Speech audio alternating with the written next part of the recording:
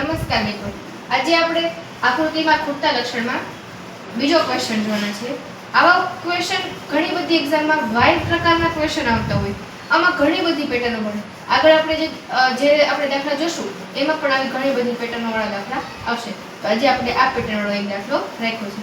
હવે આ પેટર્નમાં કેવું થાય, આ બેનો સરવાળો કરીને એને ભાગ્યા 2 કરવાનો હોય, અથવા તો ગમે એ સંખ્યા કરવાની હોય, અથવા તો આ બેનો પાયથાગોરસ કરીને આ આન્સર આવતો હોય, આ બેના વર્ગમાંથી બાદબાકી કરીને આન્સર આવતો હોય, આ બેના વર્ગની બાદબાકી કરીને એ આન્સર આવતો હોય. એવા ઘણા બધા દાખલા આવશે. તો આજે આપણે આ દાખલાને સોલ્વ કરવાનો છે. આ દાખલામાં સૌથી પહેલા આપણે આ બેનો સરવાળો કરી જોઈએ. તો 13 + 19 થશે 32.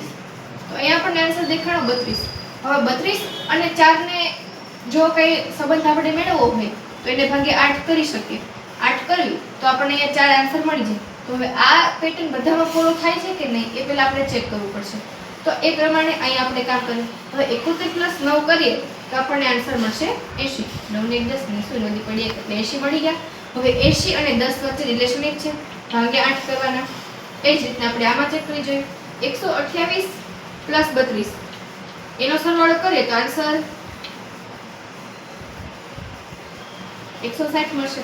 હવે આમાંથી જે સરવાળો હતો એને ભાગ્યા 8 કર્યા હતા, આમાં પણ જે સરવાળો હતો એને ભાગ્યા 8 કર્યા તો આપણને 4 આન્સર મળ્યા. તો એ જ રીતના આમાં 160 ભાગ્યા 8 કરીએ તો આપણને આન્સર કેટલો મળે 20.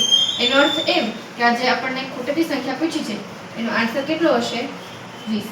જો આવા ને આવા વિડીયો ગમે અને આવા વિડીયો જોવા હોય તો આ ચેનલને લાઈક, સબસ્ક્રાઇબ અને શેર કરજો. Thank you.